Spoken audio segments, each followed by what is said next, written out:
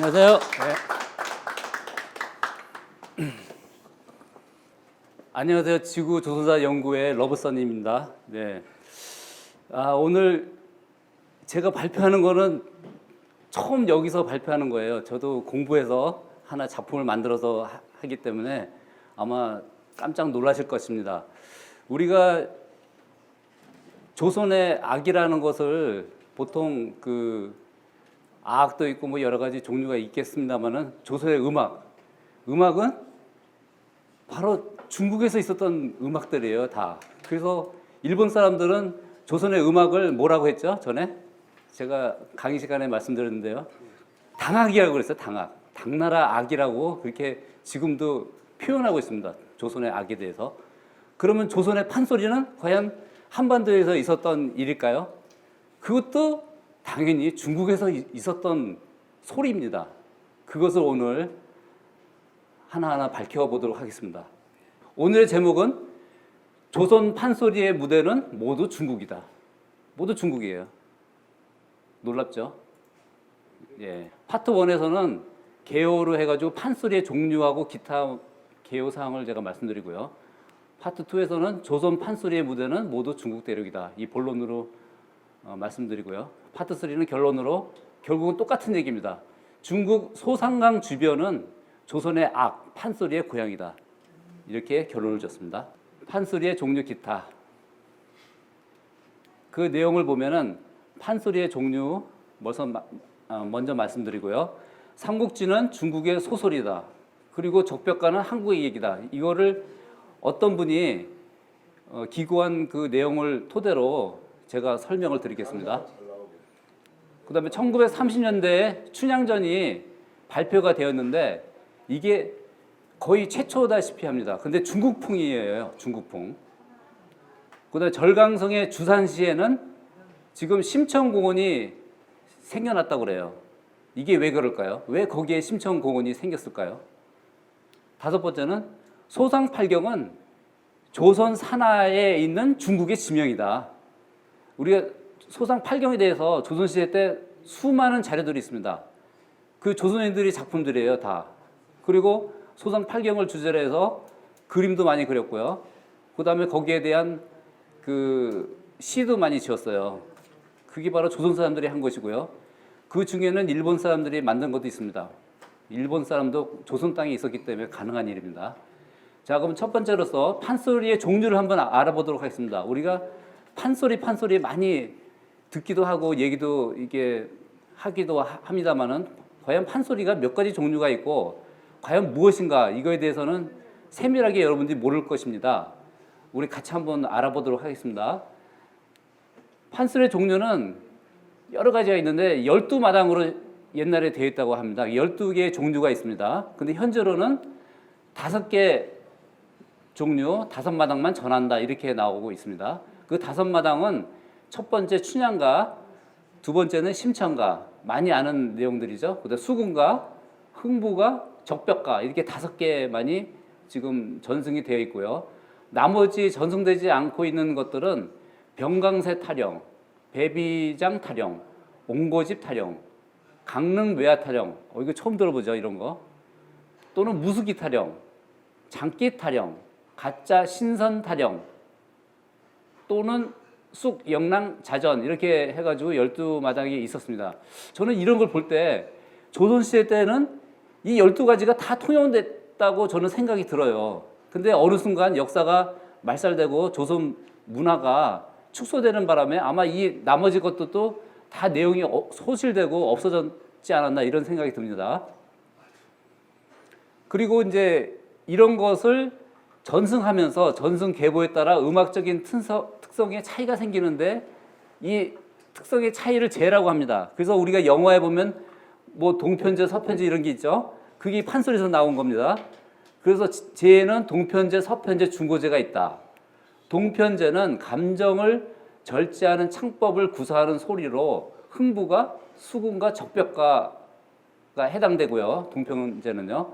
그다음에 서편제는 박유전부터 시작되어 소리와 장단에서 장식이 많은 기교적인 소리로 춘향가, 심청가가 여기에 속합니다. 춘향과 심청가는 서편제에 속하고요. 그 다음에 세 번째 중고제가 있는데 이거는 김송옥으로부터 시작되어 충청도 지방에서 전승된 소리인데 현재는 전승되지 않고 있다. 뭐 이런 내용들입니다. 그래서 동편제하고 서편제가 많이 전승되고요. 나머지는 전승되지 않고 있다. 이런 내용입니다. 자, 두 번째로 보겠습니다. 삼국지에 대한 내용인데요. 어떤 분이 기고한 걸 제가 적은 겁니다. 근데 여기서 보면은 적벽가는 삼국지는 중국 소설로 다들 알고 있습니다. 근데 삼국지가 중국 소설인데 결국은 중국 소설이라는 것은 조선의 소설을 말하는 것입니다. 한나라도 고구려가 멸망시키고 그 이전에 있던 조선의 한 국가였습니다. 한나라가. 그래서 한나라 이후에 후한 시대 이후에 그 삼국지도 사실은 역사로 볼 때는 조선의 소설이자 한국의 역사입니다. 그리고 거기에서 나온 적벽가 이것은 당연히 한국의 판소리가 되는 거죠. 근데 여기 기고한 사람의 그 내용에 보면은 어떤 내용이 있냐면은 거기에는 중국의 삶의 애언이 담겨 있는 것이 아니라 우리나라 사람들의 애언이 고스란히 들어있다. 이건 옳은 얘기 한 것 같아요. 근데 이 사람은 어떻게 생각했냐면 중국 사람 따로 조선 사람 따로입니다. 이게 아닙니다. 같은 나라 사람인데 그렇게 이해하면은 이해가 되는데 그렇게 이렇게 이해를 못하면서 이런 말을 했어요. 근데 그 조건이 뭐냐면은 삼국지에는 뭐 구체적인 내용이 없는데 우리나라 사람들의 삶의 애언의 구체적인 내용을 표현하기 위해서 이용되고 있을 뿐이다. 이상하게 해석을 했죠. 그리고 삼국지가 이용된 것은 그 내용을 우리가 익히 잘 알고 있기 때문이다. 근데 삼국지 모르는 사람도 있죠. 다들 아는 거 아닙니다. 삼국지 소설도 책을 읽어야 아는 내용들인데 이거 말이 좀 이상하죠. 또 판소리는 이처럼 우리가 잘 알고 있는 이야기의 줄거리에 구체적인 이야기를 만들어 덧붙인 방식으로 했다. 이게 뭔가 잘못 좀 왜곡되게 해석을 하고 있어요. 그런데 여기서 이제 판소리의 배경은 우리나라 아닌 것도 있다. 한반도가 아닌 경우를 발견을 했나 봐요. 그 중에서 심청전과 적벽가가 이건 중국을 무대하고 있다 이렇게 밝혀냈어요. 이건 또 귀중한 거죠. 근데 이분은 판소리의 배경이 중국이라고 인정을 했는데 적벽가는 당연히 중국이죠. 근데 심청가를 배경이 중국이라고 이게 얘기를 했어요. 굉장히 놀랍죠. 이 사람은 뭔가 한 가지는 얘기를 했어요. 근데 나머지 부분 적벽과 심청전 이외의 나머지 판소리의 부분에 대해서는 중국이 무대라고 얘기를 하지 않았어요. 그렇지만은 이 판소리의 대부분 무대는 다 중국이라는 거, 그거를 여기서 아마 알게 될 것입니다. 그래서 밑에 제가 말씀드렸어요. 적벽가는 중국이 배경이지만은 내용은 한국적인 것이 아니라 중국이 한국이기 때문에 그렇게 표현한 것입니다. 참 오호통제라 슬픕니다. 이제는 중국 배경을 멋대로 해석하고 개별을 늘어놓고 있습니다. 그거를 제가 통렬하게 비판하는 내용입니다. 자, 세 번째로 보겠습니다. 1930년대 춘향전이 발표가 되었어요. 이것은 어떻게 알게 되었냐면은 연합뉴스에 나온 이야기인데 세계적인 안무가 미하일 포키인이라는 분이 그 춘향전을 소재로 발레 사랑의 실현이라는 것을 만들어서 그 당시에 발표를 했는데 그 뭐 71년 말 복원해서 이제 우리나라에서 뭐 관객이 드러난다 이런 내용들입니다. 그런데 1936년도에 몬테카를로 발레단이 초연한 이후로 여러 나라에서 공연을 했습니다. 사랑의 실현. 근데 사랑의 실현이 1982년대 옥스퍼드 발레 사전에 보면은 한국의 설화를 바탕으로 만든 것이다. 이렇게 분명히 명시를 했어요. 그러니까 중국에서 나온 극이지만은 한국의 것이다. 이렇게 표현했고요. 그 다음에 그 줄거리 안무 이거는 그대로 오되 1930년대 공연 당시 중국풍으로 소개된 무대와 의상은 한국적으로 다듬은 이게 좀 이상합니다. 그러니까 1930년대에는 중국풍으로 소개가 됐는데 한국적으로 다듬었다 이런 말이 있어요. 이것도 왜곡이죠. 중국 자체로 표현이 된 건데 왜 한국적으로 이렇게 바꿉니까? 그러니까 1930년대 그 당시에는 바로 이 춘향전이라는 것은 중국풍이었어요. 그걸 증명하기 위해서 이런 것도 증명되는 내용들입니다. 이런 것들이 이게 표현은 부분적으로 왜곡되어 있지만은 이 빨간 글씨 중국풍으로 소개됐다는 거 이게 굉장히 중요합니다. 자, 네 번째, 절강성 주산시에 심천공원이 생겼다고 그래요. 그러니까 이거는 그 전에 이제 그런 생긴다고 이제 예보를 했는데 지금 벌써 생겼죠. 근데 여기서 쭉 보면은 한중 양국의 고유 전통 양식으로 건설된다 그러고 어떤 한국하고 중국의 어떤 교류 상태에서 만든 것처럼 보이는데 사실상 중국에도 같은 그 심청전의 내용들이 있어요. 내용은 조금 다릅니다. 이 내용들 쭉 보면은 뭐 효녀 심청의 본명이 원홍장으로 신봉사로 알려진 원략의 딸이었으며 아버지를 위해 부처님에게 자신을 바쳤다가 뭐 이렇게 쭉 내용들이 있어요. 근데 비슷비슷한 내용들인데 조금 다릅니다. 결국 그 심청전이라는 것이 심청가라는 것이 중국에서 나왔는데 이게 또 한반도로 오다 보니까 또 내용을 살짝 바꾸지 않았나 그런 생각이 들어요. 그러니까 중국에도 똑같은 심청이가 존재하고 있었다. 이건 뭔가 힌트예요, 이것도요. 자, 소상팔경입니다. 소상팔경. 제가 아까 말씀드렸듯이 소상팔경은 조선시대 때 있는 지명인데 중국에 있었던 지명들이에요. 소상팔경은 중국 지명들이다. 그 8가지의 그 풍경들을 했는데 이것은 이제 중국의 송나라 때 심갈, 그 몽계, 필담, 서화 여기에 나오는 내용들입니다. 근데 이 8가지의 풍경을 담은 그 이 이름들이 다 중국의 지명들이에요. 그러니까 예를 들어서 소상야유는 영주시에 중국 영주시의 동쪽에 있는 곳이 그 어떤 풍경을 뜻하고요. 동정추월은 중국의 호남성에 있는 동정호의 뜬 가을달을 뜻합니다. 제가 이렇게 이 내용을 설명해 드리는 것은 이런 내용들이 조선의 판소리나 문학에 많이 나온다는 거예요. 이런 지명이나 이런 풍경들이 나온다는 것은 중국을 의미하는 겁니다. 그래서 미리 말씀드린 것입니다. 그 다음에 원폭기범이라는 것은 중국의 상음현에 있는 것인데 상음현에 있는 것이고요. 그 다음에 평사나가는 형양시에 있는 것이고 연사만종은 현성에 있는 것, 어천석조는 무릉계고 그다음 강천모설은 수륙조 이렇게 쭉 내용들이 있습니다. 자, 이것이 바로 우리 이런 그림이나 그다음에 이런 시에 나옵니다. 우리 그림에 나온 거 안견의 소상팔경도입니다. 자, 이렇게 8가지의 풍경을 각각 그림에 이렇게 표현을 해놨어요. 자, 안견도 이런 그림을 그렸고요. 그다음에 봅시다. 작자미상의 소상팔경도 있어요. 이거는 작자가 누군지 모르겠습니다만 이렇게 소상팔경을 아주 멋지게 그렸습니다. 다음이요. 겸재라는 분이 또 소상팔경을 그려서 그 중에 하나를 제가 확대해서 그렸습니다. 동정추월, 이 동정호의 어떤 낚시하는 모습을 그렸는데 이분도 겸재라는 분도 조선 사람인데 이 8가지 풍경을 다 그렸습니다. 다음이요. 그 다음에 이우백이라는 분은 소상팔경을 시로 작성을 했어요. 시로. 창호산에 대해서 이렇게 시를 지은 것입니다. 소상에 내려 야반에 흘러들여 죽간에 대온 뜻은 이비의 천년 누원을 씻어볼까 합니다. 창호산에 대해서 이렇게 내용을 한 건데요.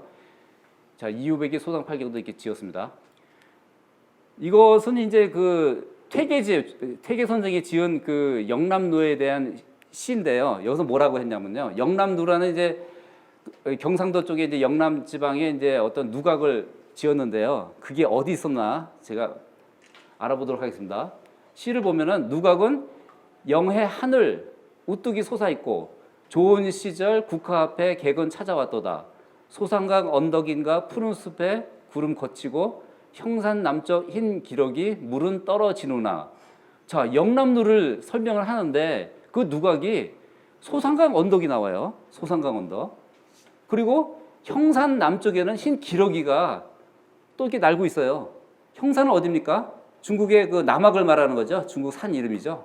그러니까 중국의 산과 중국의 강 있는 곳에 바로 영남루가 있는 것이에요. 그러니까 바로 이 소상팔경, 소상강이라는 것은 조선에 있었던 그런 강이다. 그걸 여기서 벌써 알 수가 있죠. 이 시를 통해서요. 자, 이제 두 번째 파트로 보면은 조선의 판소리 무대는 모두 중국 대륙이다. 자, 조선의 적벽가부터 해가지고요. 뭐 춘향가, 심청가, 별주부전, 흥부가, 구운몽, 경기민요 다 모두 보면은 자, 적벽가도 지역을 대표하는 경기민요라고 그래요. 적벽가도 경기 민요에다가 서도 작가에 보면은 서도 작가는 보통 평안도에서 주로 즐겨 부르던 노래인데 한나라의 사적들이 나옵니다. 그리고 춘향가의 그 무대도 장강지역, 장강이면은 지금 저기 양자강이죠. 예, 긴 강이 아닙니다. 긴 강이 아니고 양자강이에요. 심청가도 양자강의 노래다. 별주부전 얘기를 하고 있는데 소상강이 나옵니다. 흥부가의 강남은 양자강을 뜻합니다. 양자강. 그다음에 구운몽도 구운몽 우리나라 소설 구운몽 있죠. 이건 완전 중국 얘기입니다. 중국 얘기. 이게 읽어보면요 한반도기는 거의 없어요. 다 중국 얘기고 경기 민요는 또 중국이 다 배경이에요. 자 이제 다시 구체적으로 봅니다. 첫 번째 적벽가에 대해서 말씀드리겠습니다. 적벽가. 자 중국의 소설인데 왜 우리 판소리에 나옵니까? 이 중국의 한나라 사적이 바로 우리나라 역사이기 때문에 그럽니다. 이 또 적벽가는 그 지역을 대표하는 경기 민요라고 그래요. 경기 민요. 경기 민요, 경기체가 이렇게 부르는데 자, 제가 또 슬퍼서 오호탱제라고 했습니다. 이제 국악방송 제가 국악방송 많이 듣고 있는데 거기에 뭐라고 얘기를 했냐면은 국악방송을 이끄는 주관자가 경기 민요를 남도 민요 등 각 지역을 대표하는 민요 중에 하나라고 설명을 했습니다. 그래서 좀 놀랐습니다. 아우, 이거 뭐 적벽가가 야, 우리 민요 중에 하나구나. 12개로 이루어진 경기 잡가라고 또 했습니다. 그래서 이 경기 잡가 중에는 대표적인 두 가지가 있는데 그 대표적인 경기 잡가가 바로 적벽가라고 그래요. 야, 어떻게 중국에 있는 것이 우리나라의 대표적인 그 경기 잡가가 됐습니다. 여기에 또 놀랐고요. 그 외에 아무런 설명이 없어요. 그냥 대표적인 잡가로 해놓고 왜 그런지 이유를 설명을 안 하고 있습니다. 이게 회피하는 거죠. 이 모순된 역사를 설명해서 의구심이 나는 부분을 아예 거론을 하지 않습니다. 그냥 넘어갔습니다. 결국 적벽가는 중국 후한 말 때 삼국의 제5의 세력을 펼치는 시대에 양자강 혹은 황하 지역의 적벽 대전을 노래한 것인데 이것이 바로 조선의 경기 지역을 무대로 한 것이기 때문에 적벽가라고 이게 유명해진 것입니다. 그래서 이제 경기 작가 중에서 가장 대표적인 노래에 속한다 이렇게 설명을 해줘야 되는데 이런 설명을 안 합니다. 참 이게 놀라운 말입니다. 또 이게. 자, 적벽 시대의 중국의 정세입니다. 자, 여 위에는 위나라죠. 또 이쪽에는 오나라, 또 서쪽에는 총나라가 있죠. 그게 이제 적벽 대전에는 이쪽 양자강 주변에 뭐 이렇게 적벽 싸움에 그걸 의미합니다. 적벽가로. 근데 이 삼국의 지도가 굉장히 확대됐죠. 이 삼국에 있던 지대는 이 조선 시대에 있다 보면은 삼국 시대입니다. 고구려 백제 신라 때. 근데 실제로는 이게 바로 삼국이고 우리나라 삼국이고 위초고는 여기 이쪽 주변에 보면 여기 중국에 보면은 양자강 주변에 보면은 한수라고 이렇게 지나가요. 한수하고 또 위수가 지나갑니다. 이쪽 주변에서 소규모로 있었던 제후들 국가예요. 이런 나라들은요. 그래서 이 적벽대전도 사실 양자강에 이렇게 있었다고 하지만 실제로는 중국에 보면은 이쪽에 위수나 이쪽 그 한수 쪽에 거기도 적벽이 있다고 그래요. 거기서 옹기종기 싸웠던 이야기를 이렇게 확대한 겁니다. 다만 여기 있었던 거대한 세 국가는 다 한반도로 몰아놓고요. 이런 거 엄청난 그 역사의 그런 왜곡을 이렇게 만들어냈습니다. 자, 그러면 조조가 먹던 조선의 막걸리. 참 놀랍죠? 조조가 조선의 막걸리를 먹었다고 그래요. 근데 저도 이게 몰랐었어요. 근데 요새 국악방송에서 연주 행사로 계속 나옵니다. 한국의 음식을 소개하면서 판소리하고 연기하면서 판소리의 어떤 음악들이 조선의 음악과 다 연결이 돼 있다. 그거를 제가 녹음을 해왔습니다. 한번 들어보세요. 천천히. 조조가 섬기는 적벽가의 막걸리. 신금을 울리는 판소리의 알던 가락과 오감을 자극하는 전통 음식의 사냥. 들으셨죠? 이게 뭐냐면은 우리나라 음식을 얘기하면서 판소리하고 같이 연기해서 하는 건데 거기에 조조가 막걸리 먹었다 이런 내용이 나와요. 참 놀랍죠? 근데 그 막걸리를 제가 딱 보면은 우리 막걸리는 탁주라고 그러죠. 이렇게 막걸리. 탁주인데 요거는 뭐냐면 이게 무슨 술일까요? 중국 술이죠. 뭐라 그러죠? 중국 술을? 백주라고 하죠. 백주. 예, 이게 중국의 백주입니다. 이 종류가 여러 가지예요. 저도 중국에 가보니까 동네마다 다 이런 그 멋진 술들을 내놔요. 식당마다. 그래서 먹으면은 아주 도수가 좀 세고요. 맛있습니다.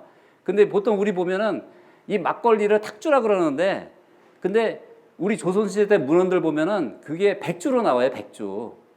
근데 지금 중국의 술이 백주잖아요.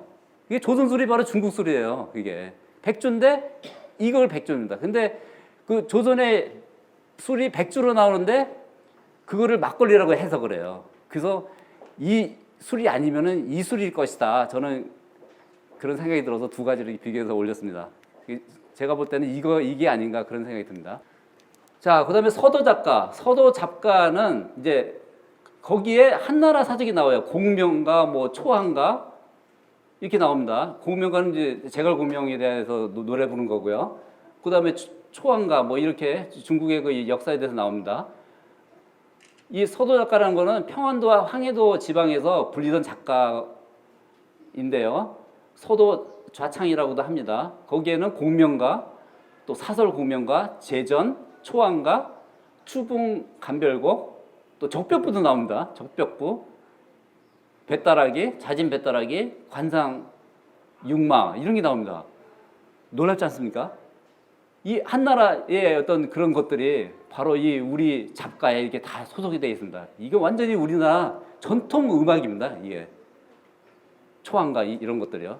자, 제갈공명. 제갈공명도 결국은 조선 사람, 한국 사람이라고 보면 됩니다. 그다음에 남도민의 춘향전에 대해서 이제 세밀하게 밝혀보도록 하겠습니다. 이 춘향전의 남원이라는 곳이 중국에 아까 소상강이라고 있었죠. 소상강가에 있다고 나옵니다. 자, 내용들 쭉 보십시오.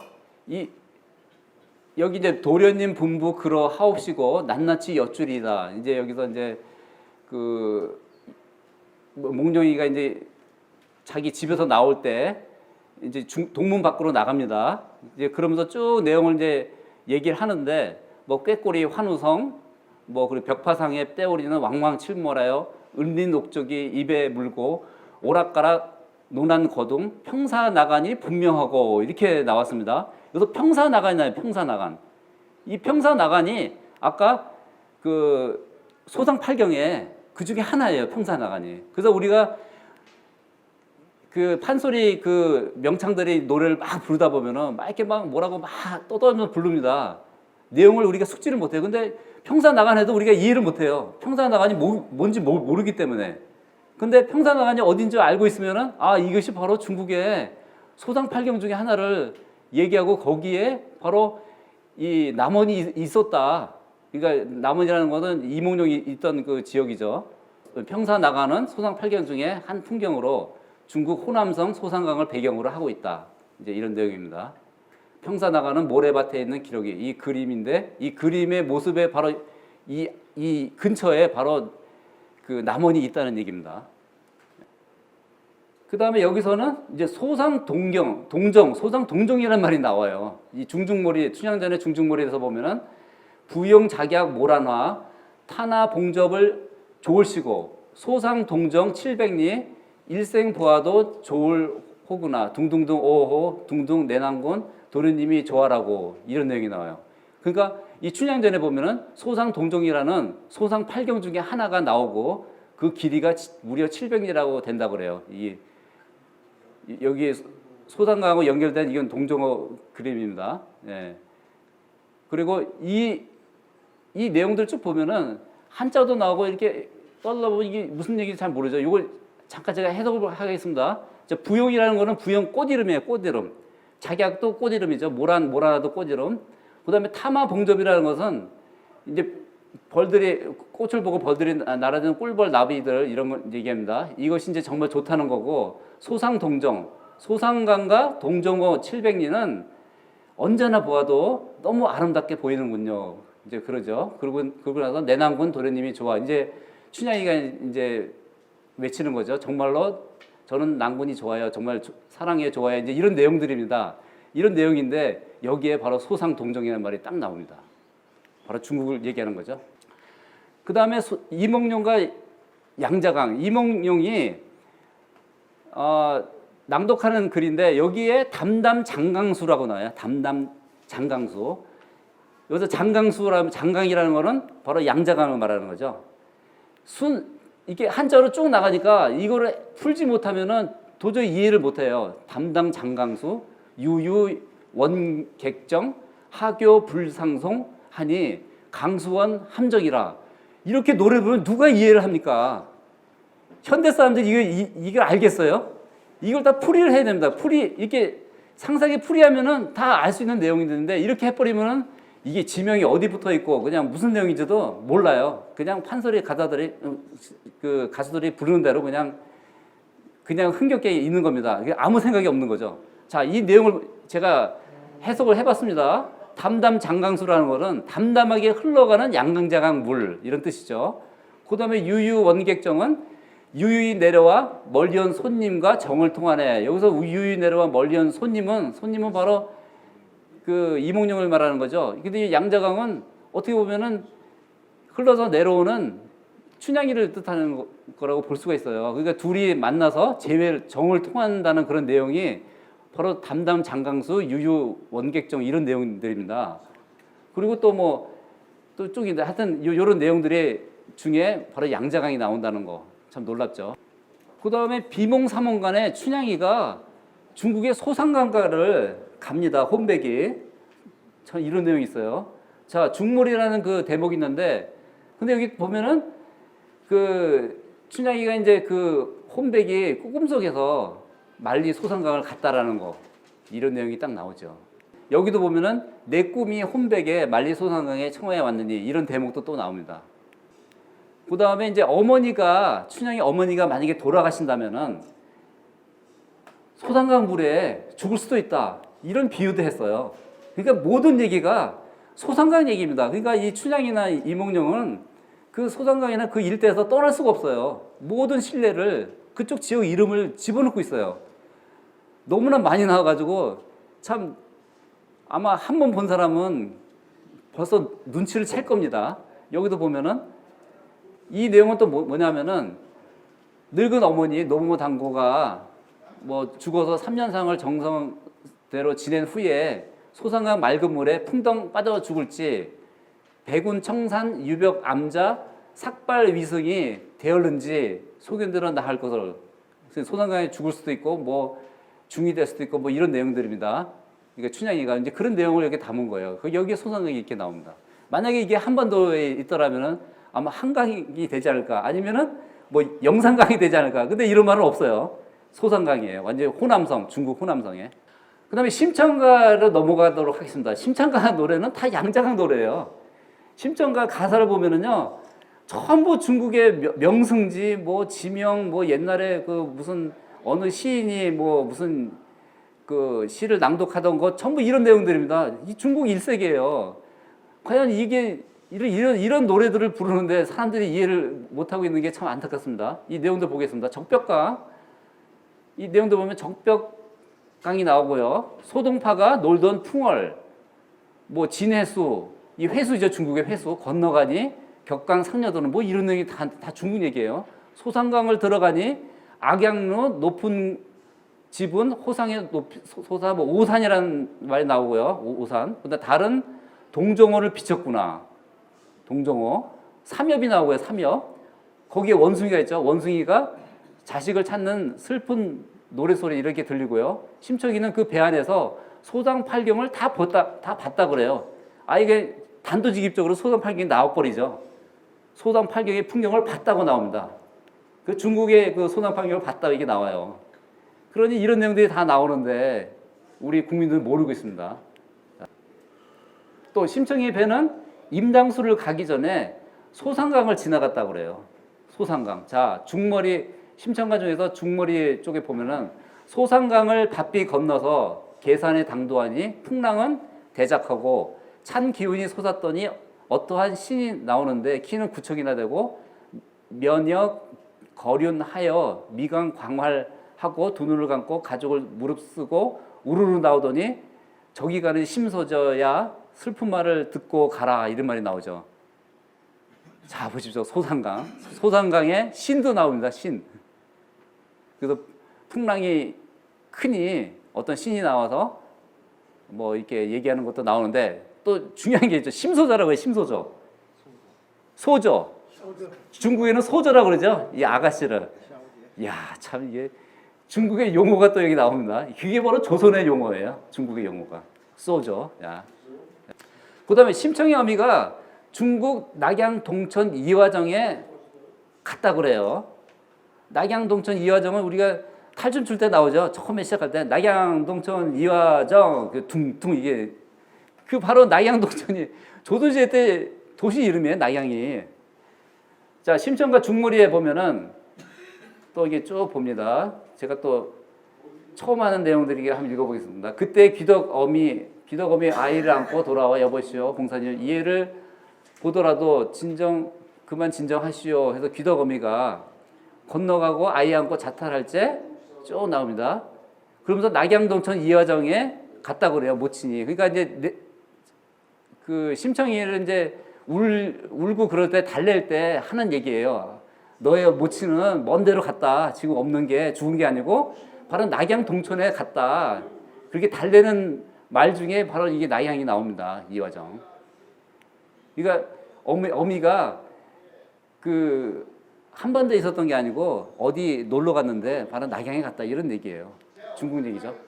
신봉사가 뭐를 갖고 있냐면 소상 반죽 지팡이를 그러니까 심청이가 아버지가 이제 이 짚고 다니는 지팡이가 소상 반죽으로 만들었다고요. 소상 반죽. 이게 소상강에서 나온 그 반죽이죠. 대나무. 그리고 제가 말씀드리겠는데 이 신봉사는 어느 나라 사람이죠? 신봉사는 이 조선시대 문학이지만은 이 글에서 보면은 신봉사는 이 송나라 사람이에요. 송나라 사람.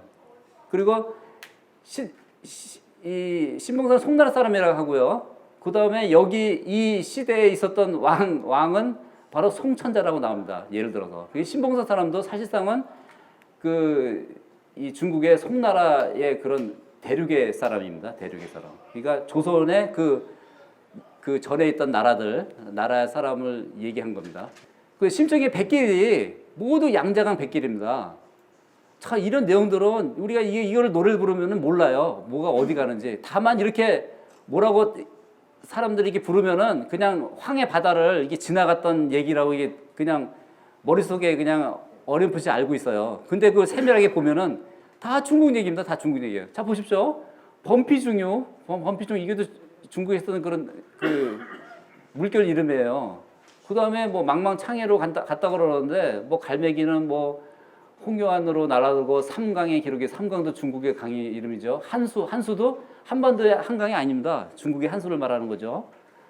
또 쭉 보면은 뭐 장사를 지나가니 장사 중국의 지명 이름이죠. 장사. 뭐 쭉 해서 명라소에서 뭐 쭉 해서 뭐 황항루에 다가가니 뭐 이런 것들이 다 중국 여기도 보세요. 연파 강상 다 중국의 지명들이 이렇게 나옵니다. 또 산엽을 지나갑니다. 산엽. 소동파가 놀던 풍월. 소동파가 어디 있었죠? 중국에 있었던 사람이죠. 소동파가 놀던 곳을 또 지나가고요. 또 여기 보면은 회수를 지나갑니다. 중국의 강 이름이 회수가 있죠. 그 다음에 산엽의 잔나비. 중국의 그 산엽이라는 지명이 있습니다. 거기에 원숭이를 얘기하고 있죠. 뭐 이런 내용들이 다 그 심청전에 나옵니다. 다음에요.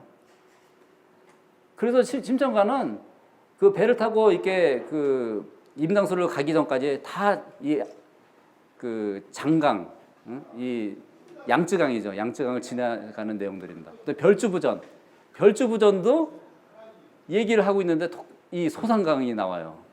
토끼가 도망간 곳이 소상강의 크다란 숲이다.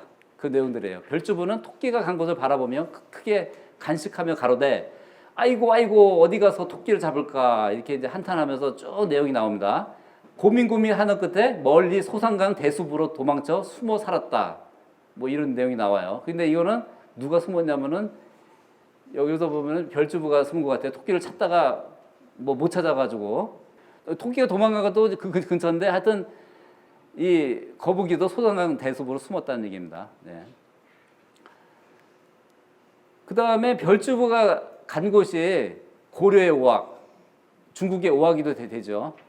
여기 내용이 뭐 안일이 뭐 이렇게 쭉 나오면서 이제 그 별주부에 보면은 그 동태산, 서화산과 남영산, 북항산, 중학의 숭산까지 두루 찾아 다닐 적에 뭐 쭉 내용이 나와요. 거기 보면은 이게 자라가 토끼를 찾으러 이렇게 다녔는데 전부 중국의 산 이름들이에요. 서쪽에 화산, 북쪽에 항산, 중학이 나오고 중학 숭산 뭐 이렇게 나오죠. 근데 거기에는 또 앵무새가 나와요. 이게 조선에 한반도로 보면 앵무새가 살 수 없는 곳이죠. 추운 곳이기 때문에. 근데 중국에는 가능하죠. 자, 사해가 나와요. 사해. 지난번에도 말씀드렸습니다만 조선은 삼변의 바다로 둘러싸인 나라라고 합니다만은 조선은 사해도 갖고 있어요. 북해도 갖고 있었죠. 보면은 수군가에서 보면은 용왕이 4대 바다에 용왕이 다 있어요. 그래가지고 동서북 3의 용왕이 남해왕이 이제 동서북 3의 용왕을 초청을 하죠. 이제 잔치를 여는데 거기서 이제 남해왕이 이제 무슨 행사를 하면서 쭉 내용이 나옵니다. 그래서 이 조선이 있으면 여기 지도를 보면은 이게 조선이 있으면은 여기 조선이죠. 조선이 있으면은 바로 북해, 남해, 동해, 또 서해 이렇게 사이가 다 있는 거예요. 그러니까 이 조선을 보면 이 소규모로 중국을 보면은 또 표현이 안 되는데 중국이 옛날에는 이 유라시아까지 다 확대가 돼 있었어요. 그래서 이렇게 확대하다 보면은 북극해가 북해, 바로 인도양이 이게 남해입니다. 남해. 그리고 이 태평양이 동해고요. 대서양이 서해입니다. 이게 사해 용왕들이 다 있는데 이 용왕들이 이 남해왕이 초청을 해가지고 잔치를 연다는 얘기예요. 그게 수군가의 내용입니다. 그래서 수군가 내용도 보면은 바로 지구소다. 지구가 바로 조선이라는 것이 한국에 다 나와요. 이게 딱 보면은. 그러니까 이 조그만 중국 얘기도 아니에요. 보면은 유라시아 전체를 얘기하고 있습니다. 그다음에 동정어 700리를 부상으로 주어야. 이게 무슨 얘기냐면 수군가에서 보면은 이제 용왕이 이제 그 토끼가 이제 어떤 그 간을 가져와서 뭐 하여튼 헌신을 하면은 내가 무슨 벼슬을 주고 그다음에 동정어의 이 700리를 아예 그냥 그 땅을 다 주겠다 이런 내용들이에요. 이게 얼마나 놀랍지 않습니까? 다 이 토끼전, 이 별주부전 얘기인데 바로 땅을 주는 것도 중국 땅을 준다는 얘기예요. 그 여기서 보면은 수국 천하를 반분하여도 오히려 부족할 터. 그러니까 이 바다 나라를 반으로 나눠서 주는 것도 부족하다. 동정어 700리를 봉어 나눠주고 뭐 이렇게 쭉 내용이 납니다. 이제 그런 내용들이에요. 수군가에서. 자, 이제 자라가 그 물에서 나와서 이제 토끼를 찾는 대목인데 중중몰이 대목입니다. 거기서 보면은 바로 태평양, 이 대서양, 이 동해에서 바로 이 중국 내륙으로 나온다는 얘기예요. 중국 소상강 쪽으로. 자, 보십시오. 쭉 보면은 천하무산 12봉은 구름 밖에 멀리 있고 해외 소상 일천리 눈앞에 경이로다. 그러니까 이 물속에서 쭉 다니다가 결국은 이쪽 중국에 오면서 이 동정어로 이제 나왔다는 얘기입니다. 동정어 쪽에서 나와서 바로 이 중국으로 나왔다 그런 내용입니다. 이 중국의 소상각으로 상륙을 했다 그런 내용입니다. 그다음에 이제 흥부가로 가겠습니다. 흥부가의 강남은 양자강 이남이다. 여기 보면은 흥부강에 이제 제비가도 나오고 강남에 제비가 나옵니다. 근데 그것도 보면은 이 제비가 어디로 이렇게 지나가는 흔적이 다 나와요. 그러니까 심천가에는 그 심천이가 배를 타고 양자강을 주변에서 쭉 가서 이제 임당수로 갔는데 그 흥부가에서 제비는 중국을 모두 돌면서 가다가 다시 이제 양자강 쪽에 이 흥분의 집으로 가는 거예요. 이게 이제 중중몰에서 보면은 뭐 제비가 쭉 날아서 가는데 서쪽이 지척이요. 동해 창망허구나. 서쪽은 중국의 사천성 쪽이죠. 거기고 동해는 중국의 동중국. 이게 동해입니다. 이게 태평양이 동해입니다. 그러니까 이 중국에서 보면은 이 서쪽 지방하고 이 동쪽의 태평양 이쪽 동해를 창망허구나. 이제 이쪽을 다 이게 다녔다는 거예요. 다녔다는 것입니다. 이게 제비가요. 그리고 충녕봉을 올라가니 주작이 넘는다. 뭐 쭉 해서 북을 둥둥둥 돌리면서 여기야 어야 저하니 원포 기범이 아니 뭐 쭉 나옵니다. 이제 원포 기범이라는 게 나와요. 원포 기범은 중국 호남성에 있는 동정호 소상강 주변의 그런 풍경을 얘기하는 거죠. 아까 제가 소상 8경을 얘기했는데 거기도 이제 원포 기범이 나옵니다. 상음현내 중국에 있는데 먼 포구에서 귀환하는 돛담배를 표현한다 그래요. 자, 원포 기범이 나온다는 거는 바로 이 강남의 제비 그 흥부가의 무대가 바로 소상강이라는 거를 여기 알 수가 있는 거죠. 그 다음에 그 흥부가에서 나오는 제비가 또 황학로 지랍니다. 쭉 보면은 뭐 황론묘도 나오고요.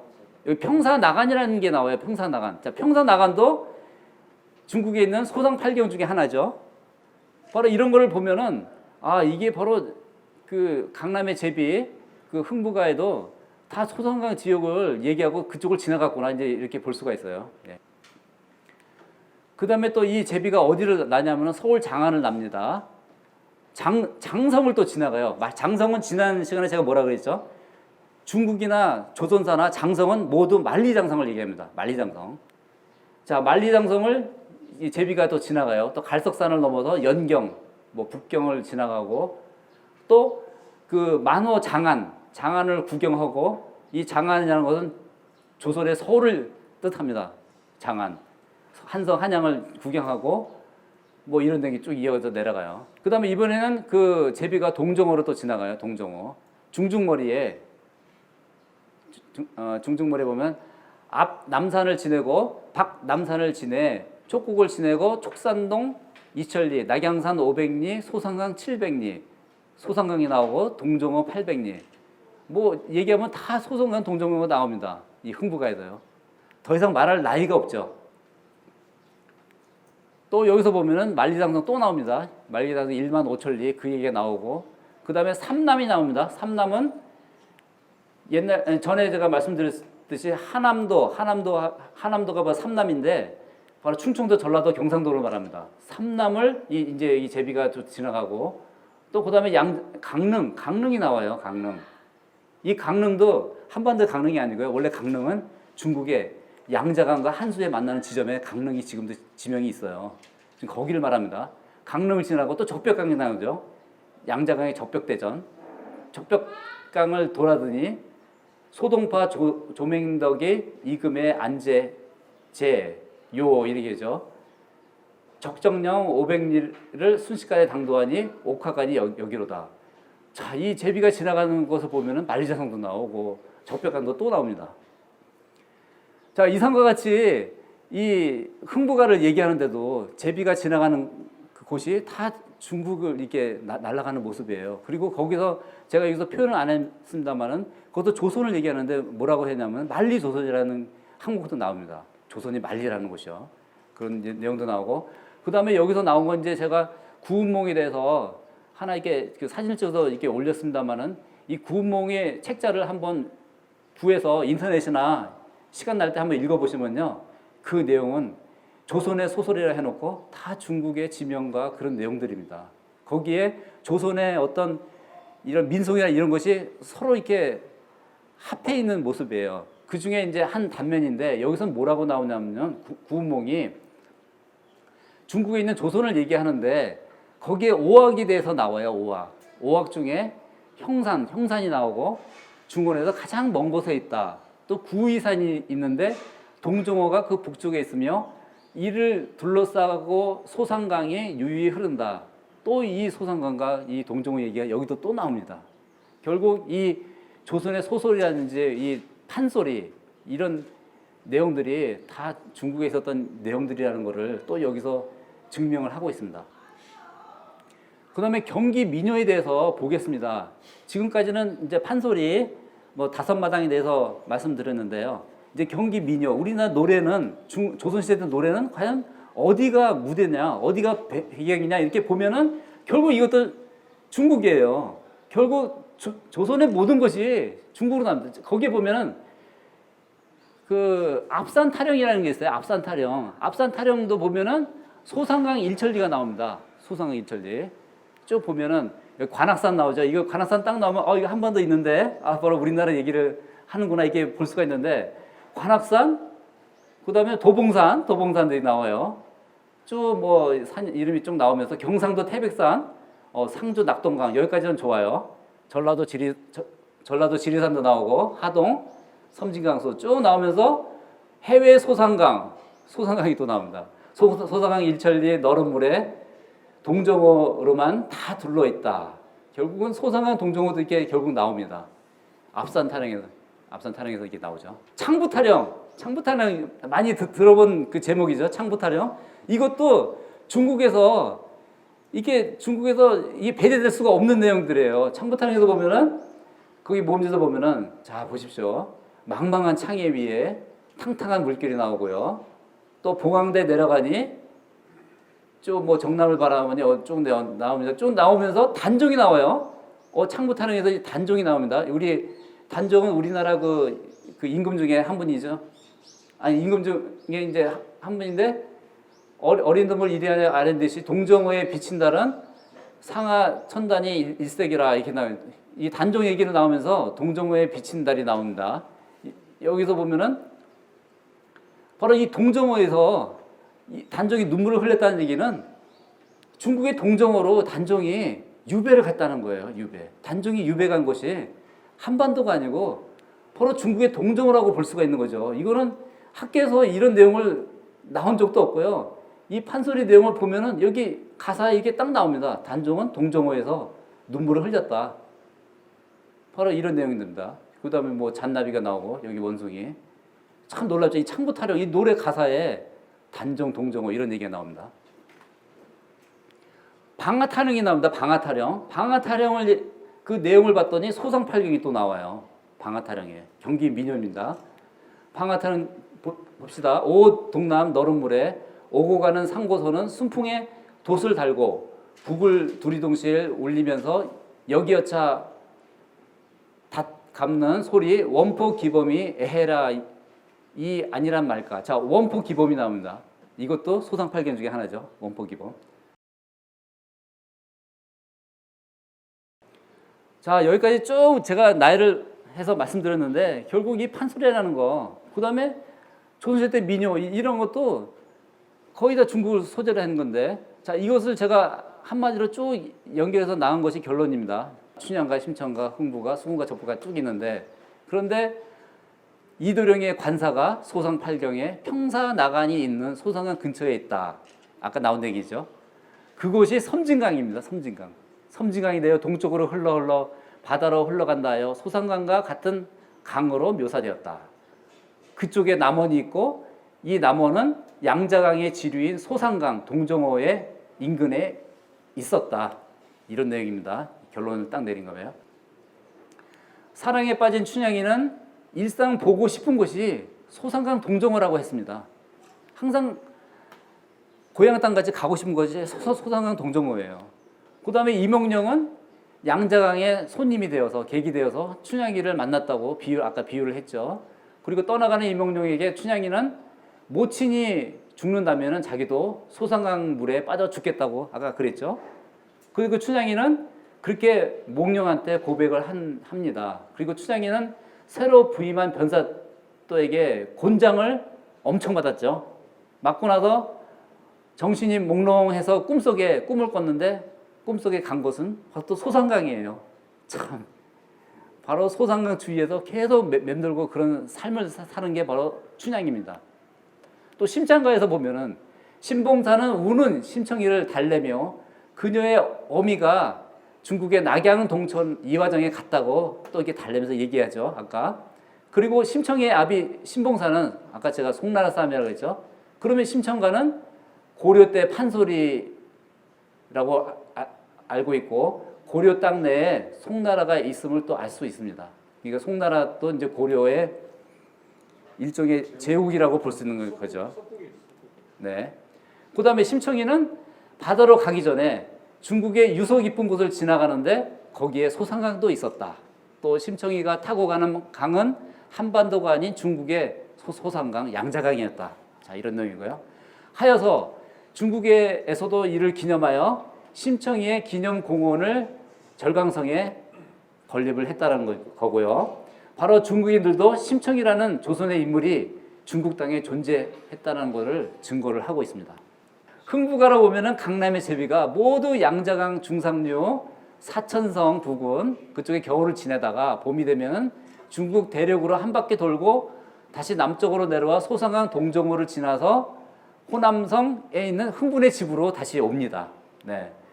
여기에 흥부가를 자세히 보면 제비가 여행하는 코스가 만리조선이라고 하는데 바로 조선이 만리에 거쳐서 강역이 조성됨을 또 말해줍니다. 자 이런 내용이고요. 수군가, 자, 수군가에서 보면은 거북이는 토끼를 찾아서 한반도로 오는 것이 아니라 수군가는 주 무대가 중국이죠. 중국하고 유라시아입니다, 거의. 용왕이 계시는 남해에서 동정호 700리를 나와서 소산강 1,000리를 지나간다. 중국의 오악인 태산, 화산, 숭산, 항산 등을 두루 다니면서 중국 대륙의 각종 동물들을 만나는데 아까 앵무새도 나왔죠? 네, 앵무새도 나온다. 이런 내용입니다.